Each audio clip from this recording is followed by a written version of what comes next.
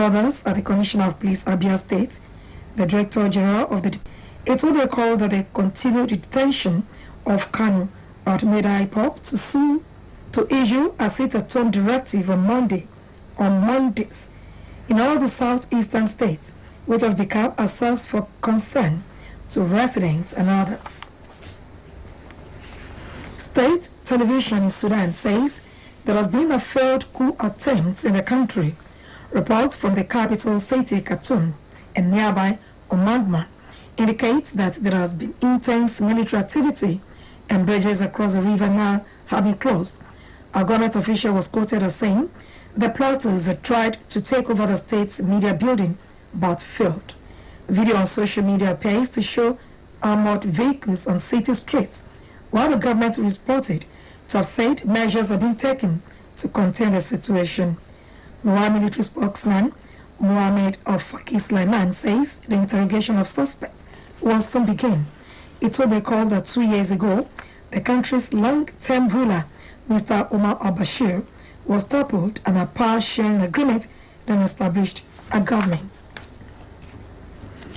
Defense Secretary Mr. Ben Wallace has launched an investigation into a data breach involving the email addresses of dozens of Afghan interpreters who worked for British forces. More than 250 people seeking relocation to the UK, many of whom are in hiding, were mistakenly copied into an email from the Ministry of Defense. Their email addresses can be seen by all recipients, showing people's names and some associated profile pictures. The email was sent to interpreters who remain in Afghanistan or have been able to get to other countries. Conservative Member of Parliament and former Defense Minister John Master said vast majority of the interpreters behind, adding that it is going to have a profound impact on people who are still in the country. Failings by the Ministry of Defense at the Home Office had led to Afghan allies being hunted ruthlessly by the Taliban. The email was sent by the team in charge of the UK's Afghan relocations and assistance policy, which has been in contact with them since the Taliban took control of the country last month. The UN, EU, US and UK have condemned the execution of 9 men by the rebel Houthi movement in Yemen. The men, one of whom was a minor when he was arrested, was shot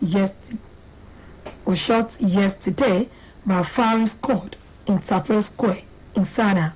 They have been convicted by a rebel court of involvement in the killing of a Houthi leader in 2018 airstrike.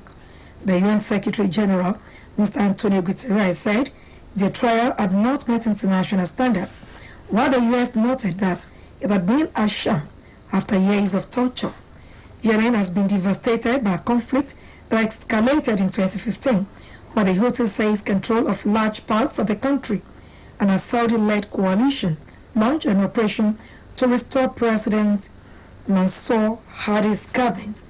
The fighting has reportedly left more than 130,000 people dead and triggered what the UN says is a worst humanitarian crisis, with about 5 million people just one step away from succumbing to famine. Photos posted online showed military personnel shooting the 9 men in the back. They were among 16 people convicted of spying and sensitive information, which led to the killing of Saleh al-Samad, the head of the Houthis Supreme Political Council, and 6 other people in a coalition airstrike in the city of Uttaya 3 years ago.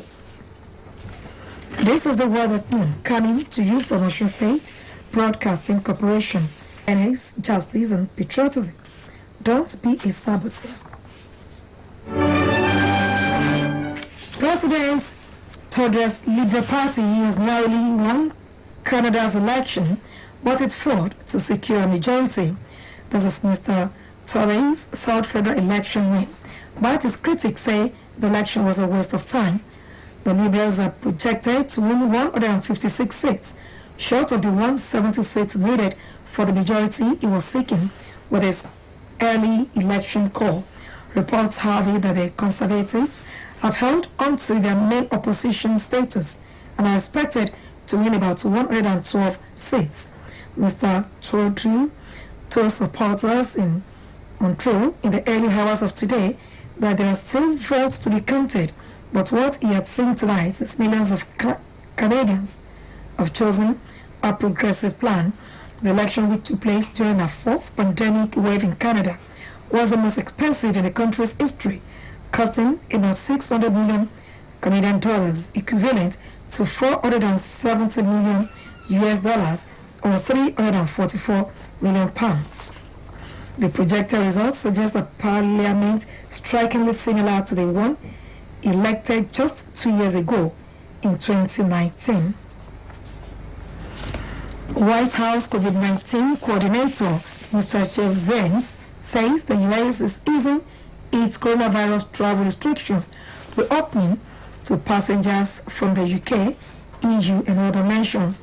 As a result, from November, foreign travelers will be allowed to fly into the U.S. if they are fully vaccinated and undergo testing and contact tracing. The U.S. has had tough restrictions on travel in place since early last year.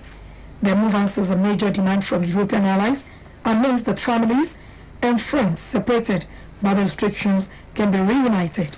Mr. Zients noted that the decision is based on the individuals rather than a country-based approach, adding that it is a stronger system. It will be recalled that U.S. restrictions were initially imposed on travelers from China in early 2020, being smashed during yesterday's clashes. And here again are the highlights of the world at noon. In Nigeria, heavily armed combined security personnel have reportedly barricaded all the roads leading to the premises of the Abia State High Court, located at Ikot Epene Road, Mahia, southeast of the country, early in the morning, as the suit filed by the leader of the indigenous people of Biafra, IPOB, comes up for hearing today. State television in Sudan has said there has been a failed coup attempt in the country. President Trudeau's Liberal Party has narrowly won Canada's election, but it failed to secure a majority.